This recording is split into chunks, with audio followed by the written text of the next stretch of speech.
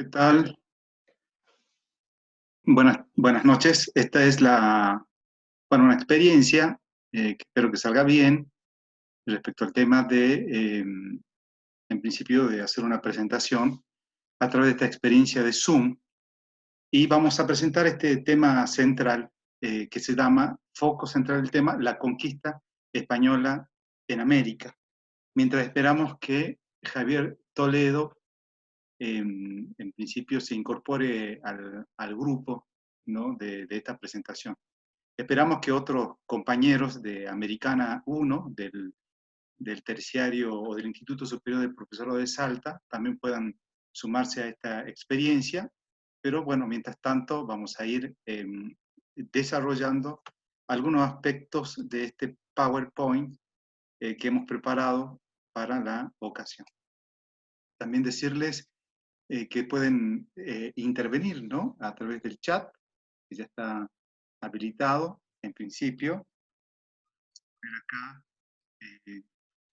a ver si está en contacto a Javier Toledo, y esperando, digamos, que en principio otros compañeros también se puedan ir sumando a esta experiencia. Ahí estamos viendo que Javier está intentando escribir. Le vamos a preguntar, en principio,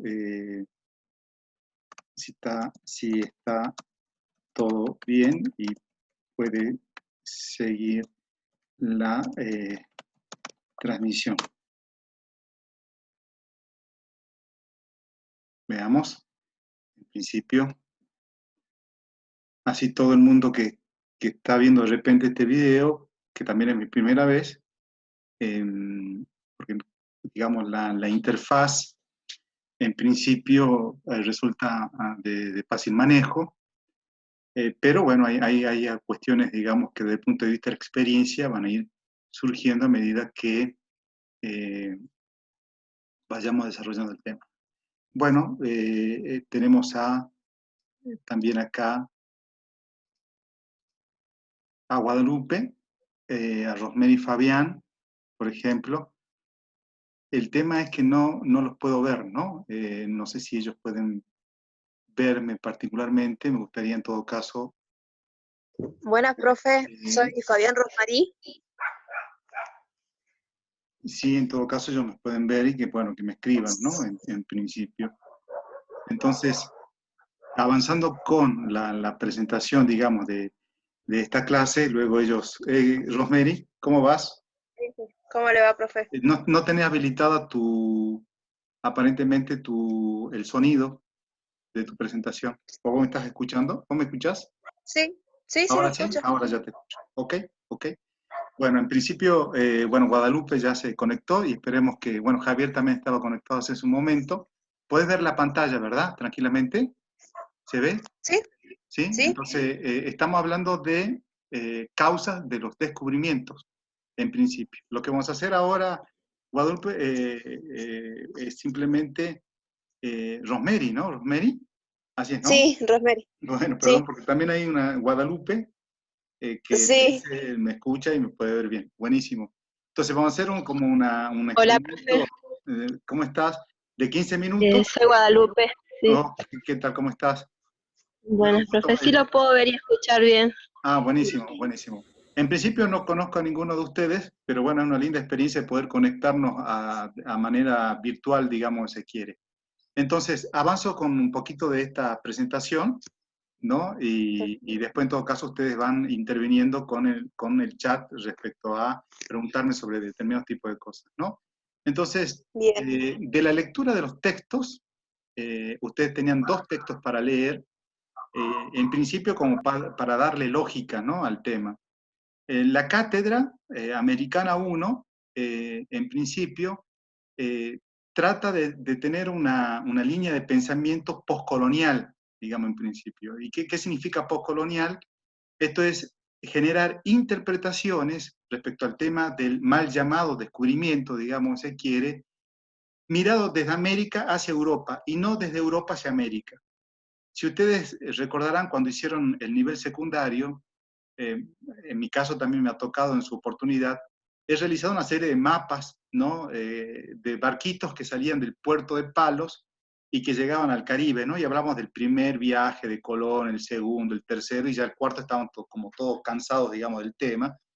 Pero en principio, esa forma de explicar el tema del contacto o choque cultural entre europeos y americanos tiene que ver con un paradigma de interpretación, digamos, si quiere, ¿no? Es decir, contar el relato desde Europa hacia América, y esta idea del descubrimiento es una falsedad, como ustedes pueden suponer, porque pareciera que antes de ese descubrimiento en América no hubiera existido nada, en principio. Y como ustedes recordarán muy claramente, en América existían diferentes tipos de grupos étnicos con diferentes modalidades de organización sociopolítica, digamos, si quiere, ¿no?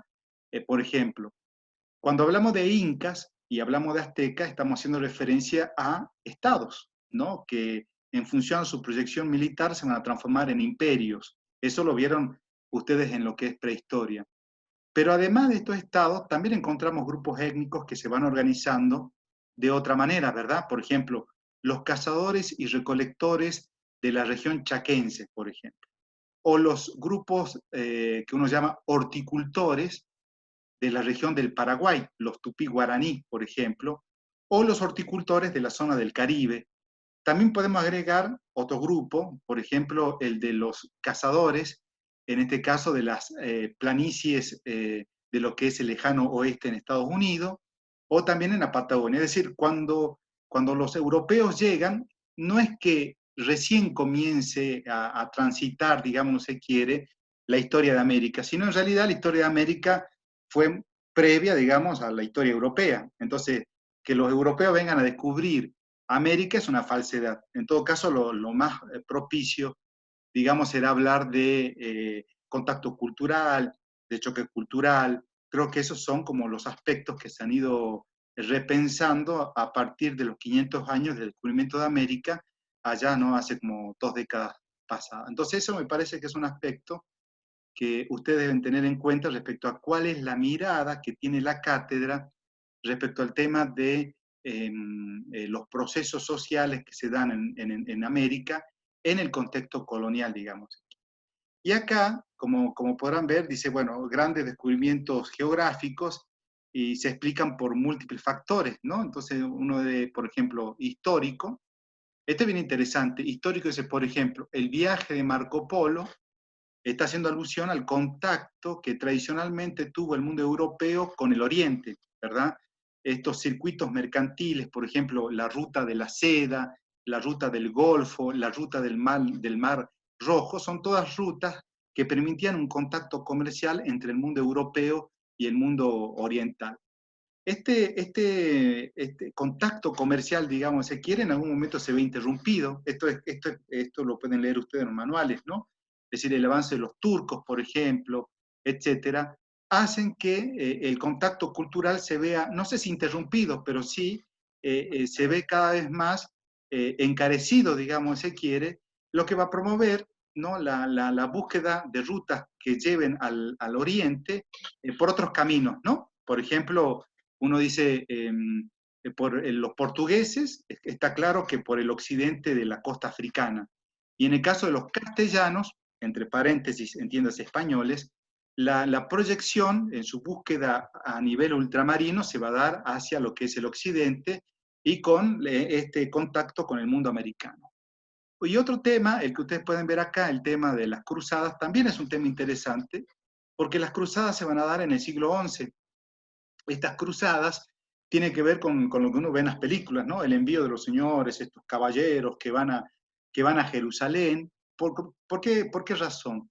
Porque en aquel momento Palestina o todo lo que es la región, en este caso de lo que es el cercano oriente, digamos, en principio, uno puede decir esta zona era el centro del universo cristiano. Obviamente que después cambiará, pero en principio las cruzadas tienen que ver con esta idea de la guerra justa, la persecución contra los musulmanes y tratar de recuperar lo que era el centro cristiano, en este caso la zona de Palestina y todo lo demás, que estaba en manos de los musulmanes a favor de los cristianos. Entonces es un aspecto como para tener en cuenta, digamos, se quiere, y que yo supongo que por lo menos ustedes lo deben tener en mente, ¿verdad?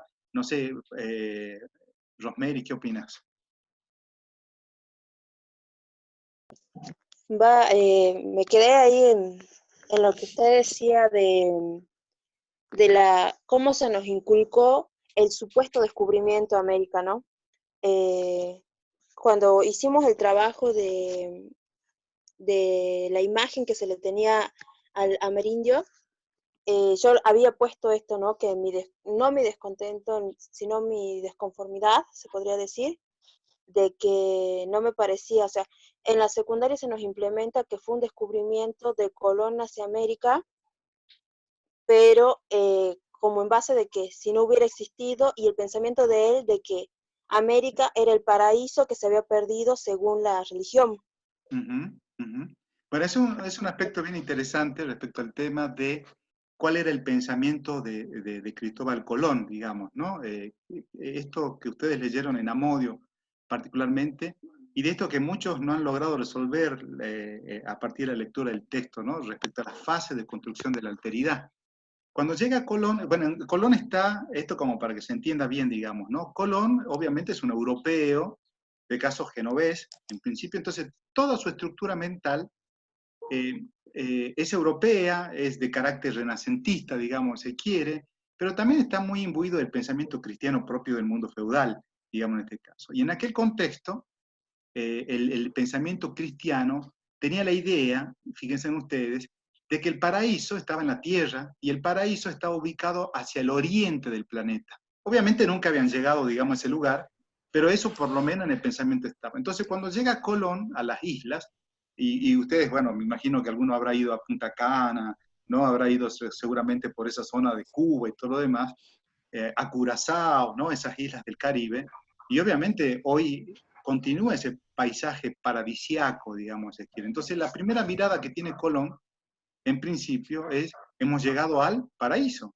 ¿no? Pero se da también con gente totalmente desnuda, ¿no? Que obviamente no se tapaban sus partes, ¿no? En este caso. Entonces, lo primero en su forma de pensar en términos de cristiano, dice, no tienen noción del pecado original.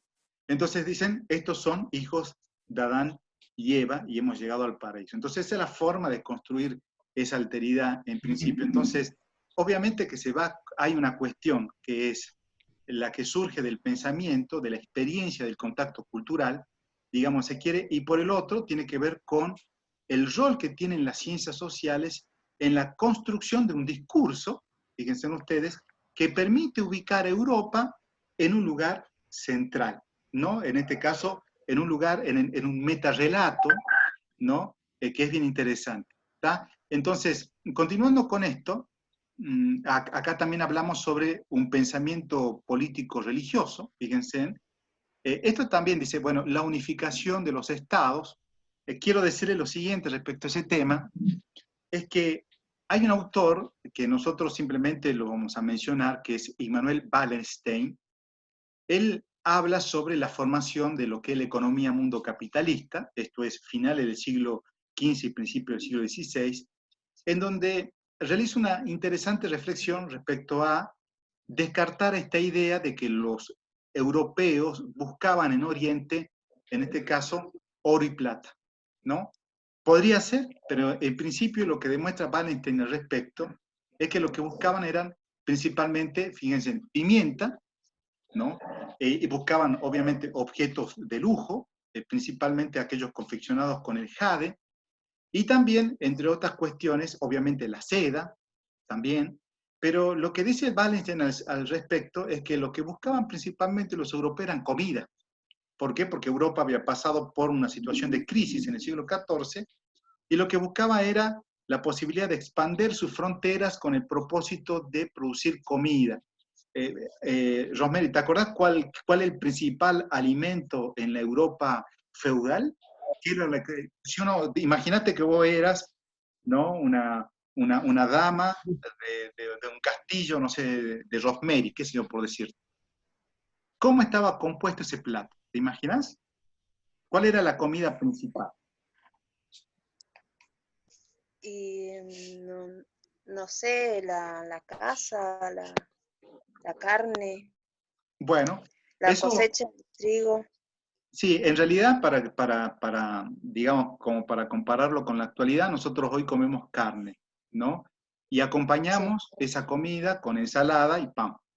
En el contexto feudal era al revés. En realidad, la comida más importante era el pan y la carne era una comida totalmente secundaria, digamos, ¿no? Porque nosotros venimos de sociedades totalmente trigueras, ¿no? Somos sociedades del trigo, digamos, en principio, ya desde la antigüedad. Entonces, en claro. este caso, volviendo a esto de la unificación del Estado, la pregunta es, ¿cuál fue el primer Estado que se expande en términos ultramarinos? Esa es la pregunta. ¿Cuál te imaginas que es? Mm, sería, Ahí está no sé si Maribel también. decirlo. Maribel, ¿me estás escuchando? Sí, sí, ¿Sí? estoy escuchando. Bueno, ¿cuál será el ¿Me primer escucha? Estado que se logra expandir ultramarinamente? ¿Qué pensás vos? Ay, no sé, ¿No sabés? Bueno, ¿Se no, Banstein, no podría, sé. yo tampoco se sabía, podría digamos. decir que eran los fenicios? ¿Cómo? Se podría decir que eran los fenicios porque, según había leído, los fenicios utilizaban sus barcos para transportar su comercio, digamos. Mm. Bueno, está bien, digamos, la respuesta. Lo que sucede es que no está contextualizado en este periodo. Los fenicios, acordate que eran de la Claro, antigüedad. En este claro, caso, claro, sí, el como ejemplo dijo. o la referencia, digamos, son los portugueses. Los portugueses son los primeros que logran expandirse territorialmente, por lo menos en términos costeros, digamos, si quieres, ¿no? ¿Verdad, Joaquín? ¿Joaquín me está escuchando? ¿Me está Sí, escuchando, profe. Joaquín? Bueno, entonces, Sí. Portugal, ¿por qué Portugal el primer estado que se logra expandir, no ultramarinamente? Por la ubicación geográfica, ¿verdad? Por ubicación geográfica. Ahí también está Ernesto. Si ustedes miran el mapa, verán que justo frente a las costas de Lisboa, ¿sí? Atraviesa en principio una corriente marina que permite que los barcos puedan desplazarse rápidamente hacia el interior del océano, en principio. Además, hay otro detalle respecto a explicar por qué Portugal fue el primero, tiene que ver con su situación política de estabilidad y porque tenía obviamente inversores genoveses y también venecianos, ¿no? Que habían establecido como vínculos familiares en este caso con la corona portuguesa y todo lo demás, y además porque Portugal tenía antecedentes en la navegación. Por ejemplo, recuerden ustedes, había un rey portugués llamado Enrique el Navegante, ¿no? Entonces, ese fue el primer estado que logra expandirse, en este caso, ultramarinamente. El segundo, ¿cuál será el segundo? Maribel Joaquín, o Joaquín. Joaquín, Joaquín, ¿cuál será el segundo estado? Y España. Muy bien, pero ahí también hay que hacer una corrección, digamos, a España. En realidad no es España, en realidad Castilla. es Castilla. Escuchen bien, ¿por qué Castilla? Porque España no existía en aquel momento, lo que existían eran Ujú. reinos. El reino de Portugal, el reino de Castilla, el reino de Aragón, por ejemplo, el reino de Nueva Granada, que estaba en manos de los musulmanes. Entonces, lo que existían eran reinos.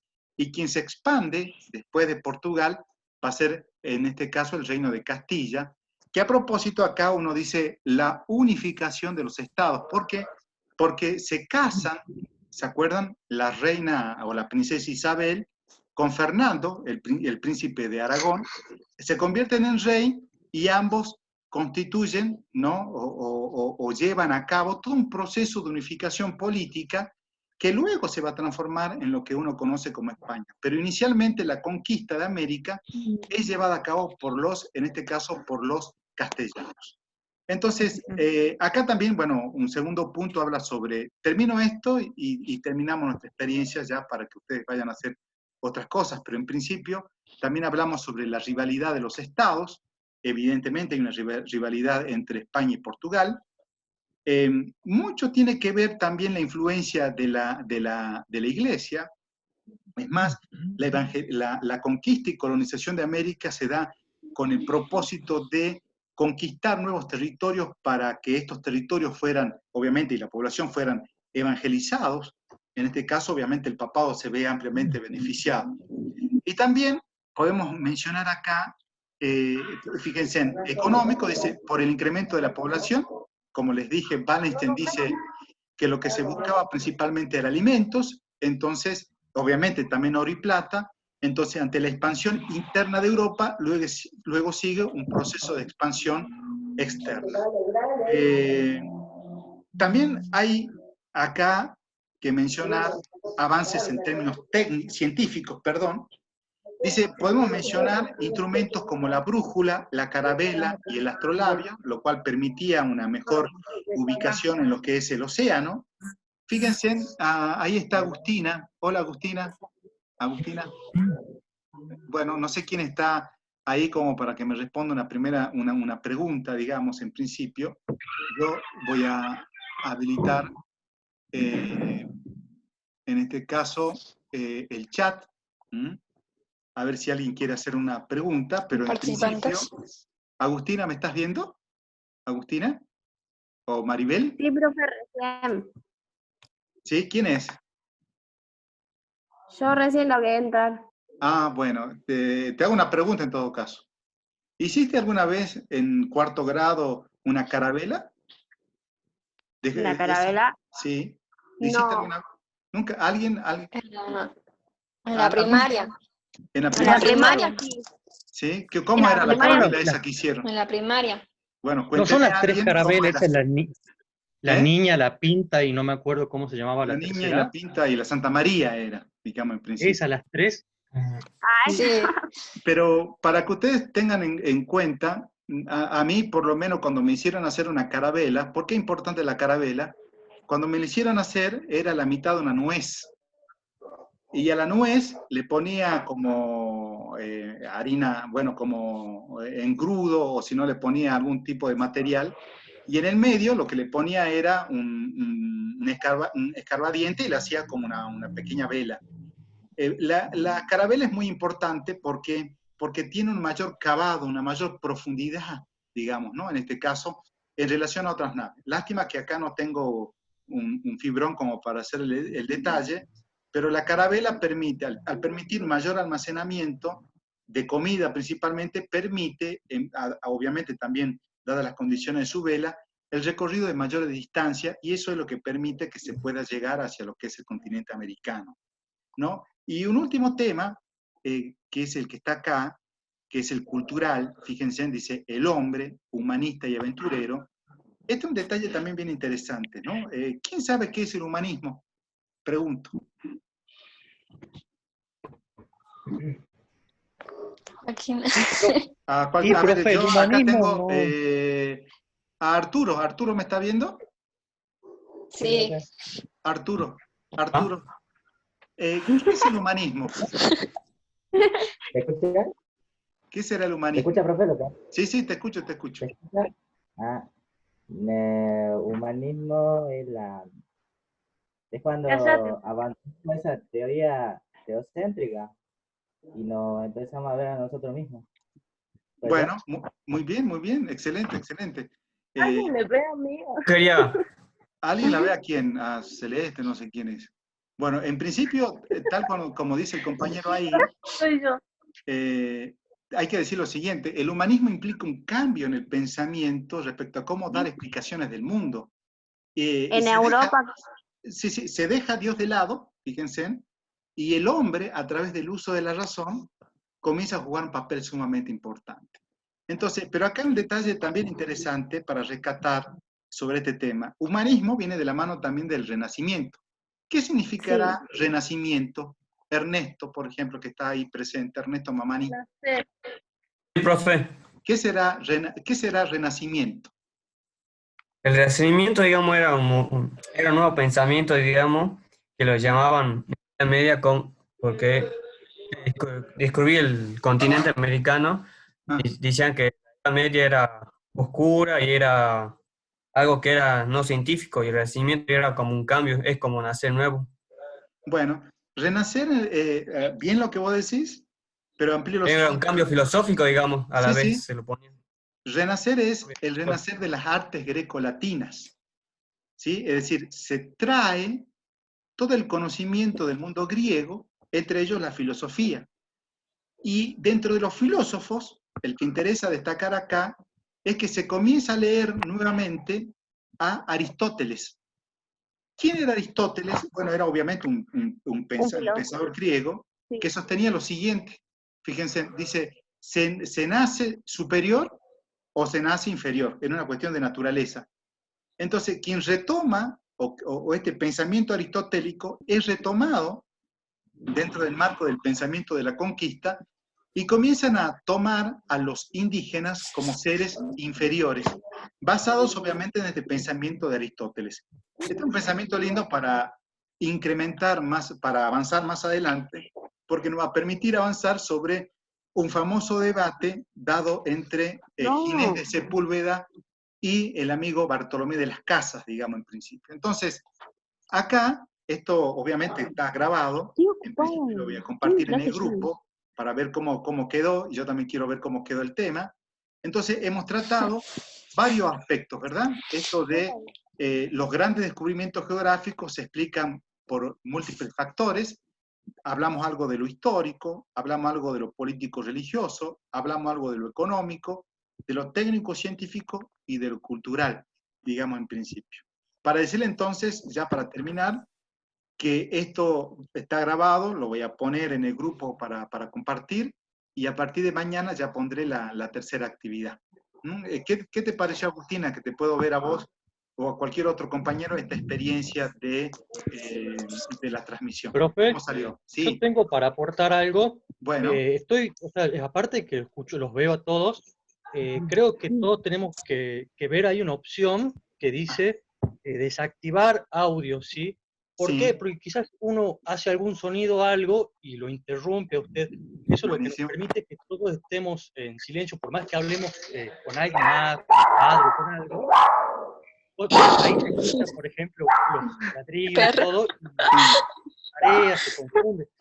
Entonces, para que todos aprendamos, siempre desactivemos el micrófono, a menos que queramos decir algo.